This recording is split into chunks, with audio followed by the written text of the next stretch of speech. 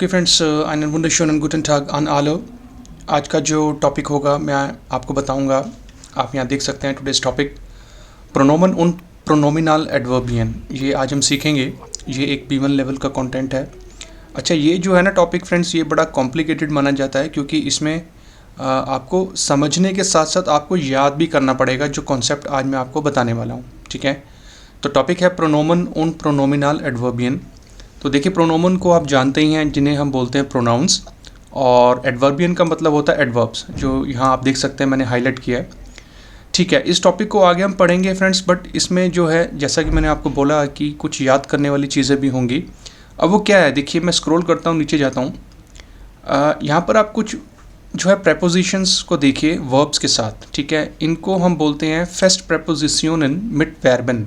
Okay, German language के अंदर friends हमारी बहुत सारी वर्ब्स ऐसी होती हैं जिनका अपना प्रेपोजिशन होता है और उनके आगे हमें जो है एक्यूजेटिव या डाटिव केस लगाना है, तो हमें ये याद करनी पड़ती हैं वर्ब्स। ठीक है, तो ये वर्ब्स के साथ मैं आपको बताऊंगा कि हमारा प्रोनोमन और प्रोनोमिनल एडवर्बियन कैसे काम करते हैं। ठीक है, तो कुछ वर्ब्स हैं, देखिए अनकॉमन आउफ वाली वर्ब की अपनी प्रेपोजिशन है और इसके आगे जो ऑब्जेक्ट आएगा वो डाटिव होगा। नेक्स्ट देखिए आप गेहोरन सू प्लस डाटिव। थर्ड देखिए जिश बेवर्बन प्लस ओम प्लस एक्यूजेटिव।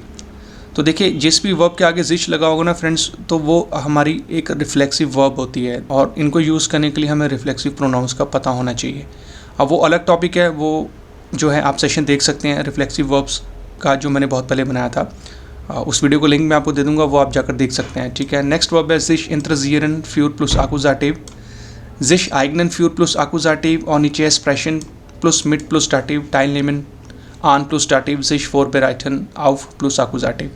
ठीक है, तो आज के टॉपिक को समझने के लिए मैंने ये कुछ रैंडम वर्ब्स लिए हैं और इन्हीं वर्ब्स को आगे जाके मैं जब यूज़ करूँगा तो आपको पता लगेगा ये टॉपिक है क्या। ठीक है, आगे चलते हैं। अब मैं आपको बताता हूँ, देखिए इसका यूज़ अब क्या होता है।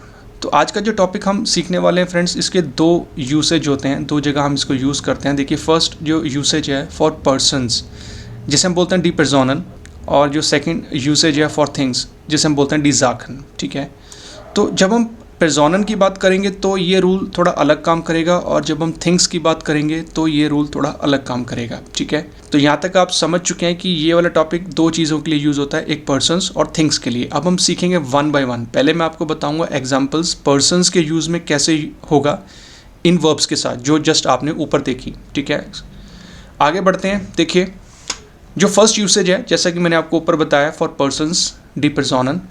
अब फर्स्ट यूसेज के अंदर भी फ्रेंड्स दो रूल हैं। ठीक है, ध्यान से सुनिए। जो रूल नंबर 1 होगा, आप देखें यहाँ पे, प्रेपोजिशन प्लस प्रोनोमन फॉर नॉर्मल सेंटेंसेस। जो हम नॉर्मल सेंटेंस बनाएंगे उसके अंदर पहले आपको प्रेपोजिशन लगानी होगी, फिर प्रोनाउन लगाना होगा। ठीक है, ये फर्स्ट रूल है। सेकेंड रूल जो होगा, देखिए प्रेपोजिशन प्लस वे फ्रागन फॉर इंटेरोगेटिव सेंटेंसेस। ठीक है, तो प्रेपोजिशन आएगी, अब उसके आगे वे फ्रागन आएगा। ठीक है, जब हम क्वेश्चन मार्क्स वाले सेंटेंसेस की बात करेंगे फॉर इंटेरोगेटिव सेंटेंसेस।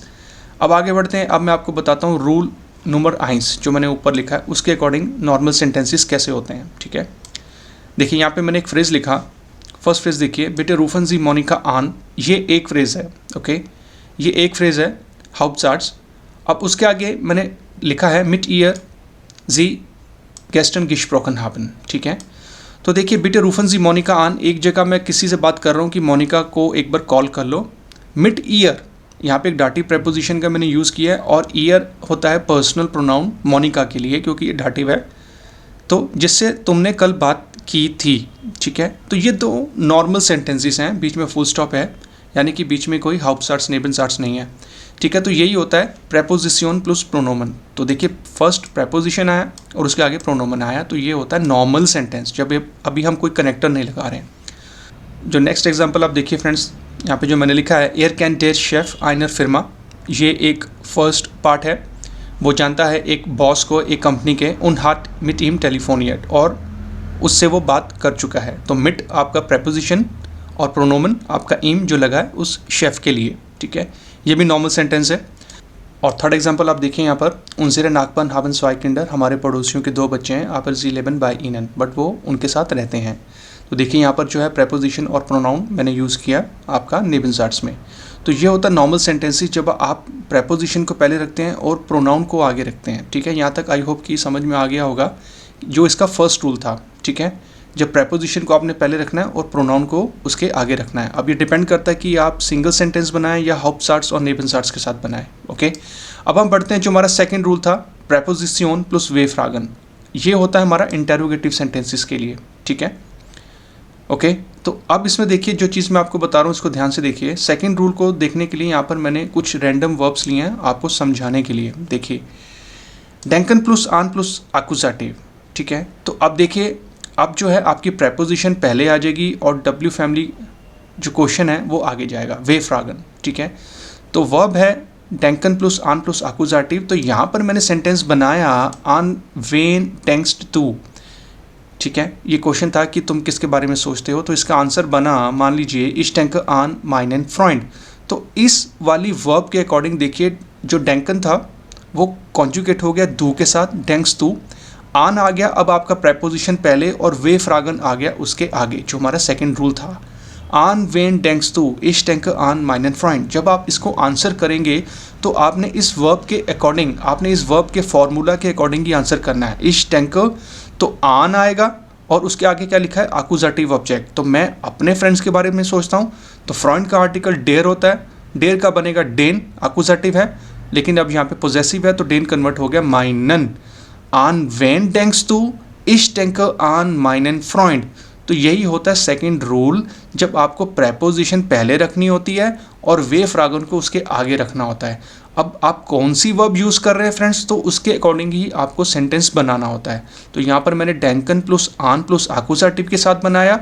अब चलते हैं आगे, एक एग्जाम्पल और देखते हैं, आपको समझ में आएगा। देखिए, अब की बार मैंने यहाँ पे जो है एक रिफ्लेक्सिव वर्ब ले ली, जिश इंत्रजियरन, इसकी अपनी प्रेपोजिशन है फ्यूर और आगे जो ऑब्जेक्ट आएगा प्लस एक्यूजेटिव, ठीक है। अब इसका जो मैंने क्वेश्चन बनाया, देखिए, अब इस वाली वर्ब की प्रेपोजिशन है फ्यूर, तो आपको फ्यूर लगाना पड़ेगा, फ्यूर वेन इंत्रजियरन जी जिश। तो इसका आंसर क्या बनेगा, इसी वर्ब के अकॉर्डिंग इश इंत्रजियरा मिश। अब यहाँ पे मिश इसलिए आया फ्रेंड्स क्योंकि जिश इंत्रजियरन हमारी एक रिफ्लेक्सिव वर्ब है, तो इश का रिफ्लेक्सिव प्रोनाउन होता है मिश। फिर इसकी प्रेपोजिशन है वो आ गया और उसके आगे ऑब्जेक्ट आइना फ्राउ, इश इंत्रजियरा मिश फ्योर आइना फ्राउ।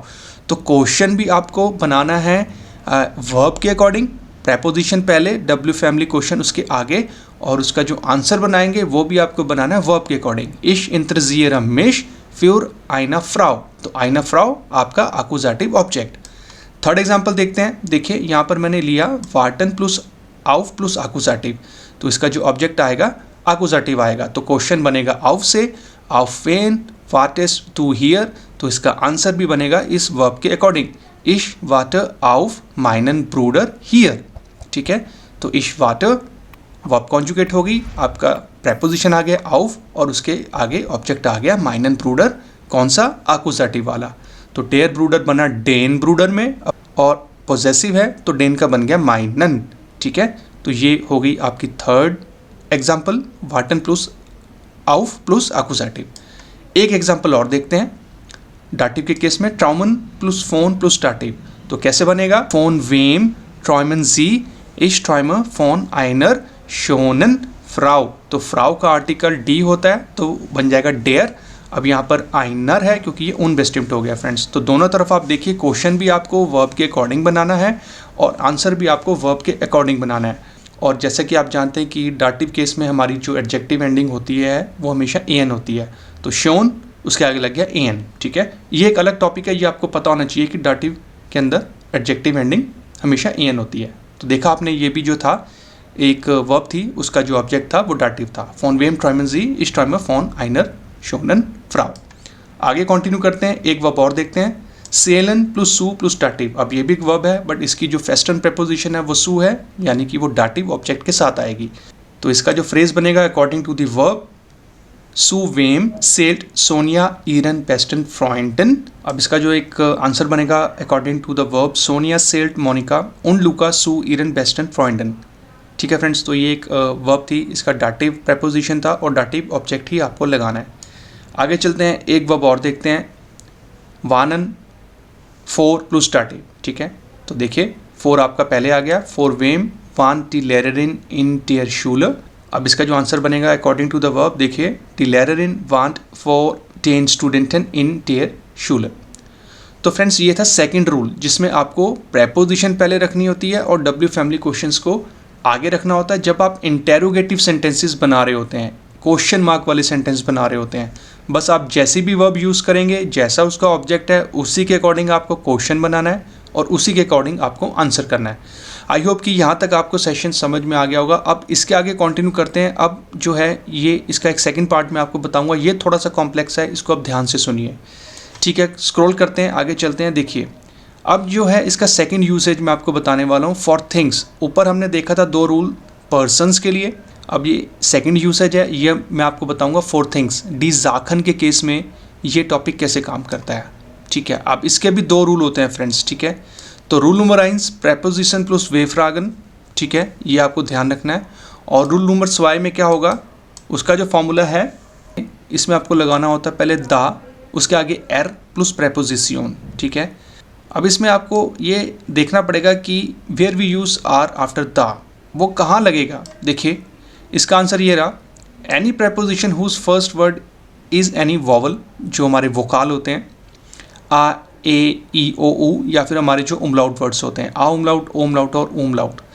तो ध्यान से देखिए मैंने यहाँ पे ये लिखा where we use are after the, तो किसी भी प्रेपोजिशन का फर्स्ट वर्ड कोई भी फोकाल है या उमलाउट वर्ड है तो बीच में आपको लगाना होता है एर, दा के आगे।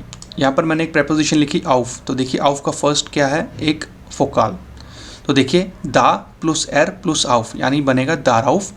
नीचे है तो इसका बनेगा दारुम, क्योंकि ऊ भी हमारा एक फोकाल है। नीचे देखिए आन, तो आन का बनेगा दारान। यूबर है तो उमलाउट है दारयूबर। अब देखिए अगर मिट है तो बीच में अब एर नहीं आएगा, क्योंकि एम हमारा कोई फोकाल नहीं होता, दामिट। उसी तरीके से फ़ोन का बनेगा दा फोन, फ्यूर का बन जाएगा दा फ्यूर, और सू का बन गया दासू, बाय का बन गया दा बाय, ठीक है। तो यहाँ तक आपने ये समझा कि जाखन के केस में, थिंग्स के केस में जब हम प्रेपोजिशन को यूज़ करेंगे, उसका फर्स्ट अल्फ़ाबेट अगर कोई वोकाल है तो बीच में एर आपको लगाना है। अब देखते हैं कि ये एग्जांपल्स कैसे बनेंगे। बाइशपील, तो मैंने यहाँ पर वही वर्ब्स को यूज़ किया है और अब आपको बताऊंगा तो कैसे बनेंगे क्वेश्चंस। देखिए यहाँ पर मैंने एक वर्ब ली जिश फ्रॉइन, अब इसका जो है प्रेपोजिशन आउफ होता है और इसका ऑब्जेक्ट होता है अकुजाटिव, तो ये हमारी एक रिफ्लेक्सिव वर्ब है, उसी के अकॉर्डिंग हमें सेंटेंस बनाना है। सेंटेंस देखिए, अब क्वेश्चन मार्क वाला सेंटेंस है तो हमेशा आपको वो लगाना होगा पहले, वोराउ फ्रॉइस टू दिश। अब देखिए आउफ का फर्स्ट जो अल्फ़ाबेट है आ है, तो बीच में आएगा एर, वोराउ फ्रॉइस टू दिश। इसका जो आंसर बनेगा सुम बाइशपील इश फ्रॉय मिश आउफ टेन उर्लाउब। तो देखिए उर्लाउब हमारा कोई पर्सन तो है नहीं, ये तो एक थिंग है। तो थिंग के केस में सेंटेंसेस जो होते हैं फ्रेंड्स वो ऐसे बनते हैं, ठीक है। इश फ्रॉय मिश, तो फ्रॉयन कॉन्जुगेट हो गया, मिश इसका जो है एक रिफ्लेक्सिव प्रोनाउन है, इश का। आउफ हमारी प्रेपोजिशन तो लगेगी और उसके आगे आ गया ऑब्जेक्ट डेन उर्लाउब, तो डेयर उर्लाउब कन्वर्ट हो गया डेन उर्लाउब में। तो यही कॉन्सेप्ट सेम जब चेंज हो जाएगा जब आप थिंग्स के बारे में बात करेंगे। देखिए वर्ब्स तो वही रहेंगी, लेकिन डिपेंड करता है पर्सन के लिए बना रहे हैं तो उसका रूल अलग है, थिंग्स के लिए बना रहे हैं तो उसका रूल अलग है, ठीक है। तो ये फर्स्ट वर्ब थी जिश फ्रॉइन आउफ प्लस आकुजाटिव। एक वर्ब और देखते हैं नीचे, डेंकन प्लस आन प्लस आकुजाटिव। तो देखिए तो क्वेश्चन क्या बना, वोरान डेंकन सी, एर आएगा बीच में क्योंकि आन है, फर्स्ट जो वॉवल है आ है। इस टैंकर आन माइने आर बाइट, ठीक है, आन माइने आर बाइट, तो आर बाइट का आर्टिकल डी होता है, डी कन्वर्ट हो गया पॉजेसिव में माइने आर बाइट, क्योंकि आकुजाटिव ऑब्जेक्ट आएगा, ठीक है। ये भी आपको समझ में आया होगा। थर्ड हम देखते हैं, थर्ड फ्रेज देखते हैं, वर्ब है हमारी एनशुल्डिगन प्लस फ्यूर प्लस आकुजाटिव, ओके। तो देखिए वो फ्यूर एनशुल्डिग्स दू, अब इसमें देखिए बीच में एर नहीं आएगा क्योंकि एफ है फ्यूर का जो फर्स्ट अल्फ़ाबेट, वो फ्यूर एनशुल्डिग्स दू इश एनशुल्डिग फ्यूर डी फिरस्पेटू। तो देखिए यहाँ पे जाखन है, थिंग है, फ्यूर डी फिरस्पेटू, और जो डी फिरस्पेटू है वो आपका है आकुजाटिव ऑब्जेक्ट। एक वर्ब और देखते हैं, श्राइबन प्लस मिट प्लस डाटिव, तो ये डाटिव ऑब्जेक्ट आएगा। अब देखिए यहाँ पे वोमिट होगा, बीच में एर नहीं आएगा क्योंकि एम है। अब इसका बनेगा क्वेश्चन, देखिए वोमिट श्राइब्ड जी यानी शी की मैं बात कर रहा हूँ। अब इसका जो आंसर बनेगा, सपोज यहाँ पे मैंने बनाया जी श्राइब्ड मिट आइनम कूली, तो मिट आपकी प्रेपोजिशन, कूली आर्टिकल जो है वो लग जाएगा अकॉर्डिंग टू द डाटिव, आइनम कूली। जैसी वर्ब वैसा क्वेश्चन और वैसा ही आंसर, बस आपको जो है आगे वाले जो हैं वे फ्रागन वो आपको देखने होंगे कि बीच में कोई एर आना है या नहीं आना, वो डिपेंड करेगा कि आपकी प्रेपोजिशन कौन सी है। अब नेक्स्ट वर्ब हम देखते हैं, वाटन प्लस आउफ प्लस आकुजाटिव, ठीक है। तो बनेगा वोराउफ वाटेट ईयर। तो देखिए वीर वाटन ऑफ 10 बूस, तो बूस हमारी एक थिंग है, एक जाखन है, जो कि हो गया आकुजाटिव ऑब्जेक्ट। टेयर बूस होता है तो बन गया 10 बूस। जैसा क्वेश्चन वैसा ही आंसर, डिपेंड करता है वर्ब कौन सी है। ठीक है, वोराउफ में एर आया क्योंकि आउफ है, फर्स्ट अल्फ़ाबेट आ। एक वर्ब और देखते हैं। अब ये है हमारी रिफ्लेक्सिव वर्ब जो मैंने यहाँ पे ली, जिश इंटरजियरन फ्यूर प्लस आकुजाटिव। तो क्वेश्चन बन गया, मान लीजिए मैंने यहाँ पे लिखा इंटरजियर टू दिश, ये रिफ्लेक्सिव वर्ब है तो इसका आंसर भी वैसे ही बनेगा, इश इंटरजियर मिश फ्यूर आउटोस। ठीक है, तो देखिए आउटोस हमारा एक आकुजाटिव ऑब्जेक्ट है क्योंकि यहाँ पे फ्यूर हमारी एक आकुजाटिव प्रेपोजिशन है। तो माय डियर फ्रेंड्स, ये था आज का सेशन जो मैंने आपको बताया कि हमारे प्रोनोमन और प्रोनोमिनल एडवर्बियन कैसे काम करते हैं। ये कॉम्प्लेक्स टॉपिक इसलिए है फ्रेंड्स क्योंकि इसमें जो वर्ब्स हैं वो आपको याद करनी होंगी, फेस्टन प्रेपोजिशन उनकी क्या है और उनके आगे ऑब्जेक्ट कैसा आएगा, आकुजाटिव या डाटिव, क्योंकि इन प्रेपोजिशंस को इन्हीं वर्ब्स के साथ ही यूज़ किया जाता है। अब इसमें जो है ये कॉम्प्लेक्स टॉपिक है, इसमें आपको जो है वोकेबलरी पार्ट है, आपको वर्ब्स याद करनी पड़ेंगी, उनकी खुद की प्रेपोजिशंस क्या हैं और उसके आगे ऑब्जेक्ट कौन सा आ रहा है। ठीक है फ्रेंड्स, अगर ये टॉपिक आपको कॉम्प्लेक्स लगा फ्रेंड्स तो इसको आप दोबारा से देखिए और धीरे धीरे देखिए जैसा मैं आपको एक्सप्लेन करता जा रहा हूँ। बस आपको ध्यान रखना है कि आप इन वर्ब्स को पर्सन्स के साथ बना रहे हैं या थिंग्स के साथ बना रहे हैं, क्योंकि दोनों के रूल डिफरेंट हैं। किसी और टॉपिक के ऊपर आप चाहते हैं वीडियो बनाऊँ तो फ्रेंड्स वो भी आप मुझे बताइए, क्योंकि सेशंस को मैं ऐसे बनाता हूँ कि आपको वन गो में ही समझ में आए। मेहनत करता हूँ फ्रेंड्स, बस आपसे मुझे यही चाहिए कि चैनल को आप सब्सक्राइब कीजिए, आगे भी लोगों को रिकमेंड करिए। लास्ट में आपसे बोलूँगा thanks for watching the German mentor पे। पूरा वीडियो देखने के लिए मेरा नाम जतिंदर सिंह है, नंबर आप मेरा देख सकते हैं। कभी भी कांटेक्ट कीजिए, जर्मन पढ़ना चाहे मैं आपको रिपोर्ट करूँगा फ्रेंड्स। अब मैं मिलूँगा आपको नेक्स्ट वीडियो में। अपना ध्यान रखिए, सेफ रहिए, वीयर ट्रेफन उनसियर पाल्ट, आने शोन टाक नॉक, ब्लाइबन जी gesund, danke।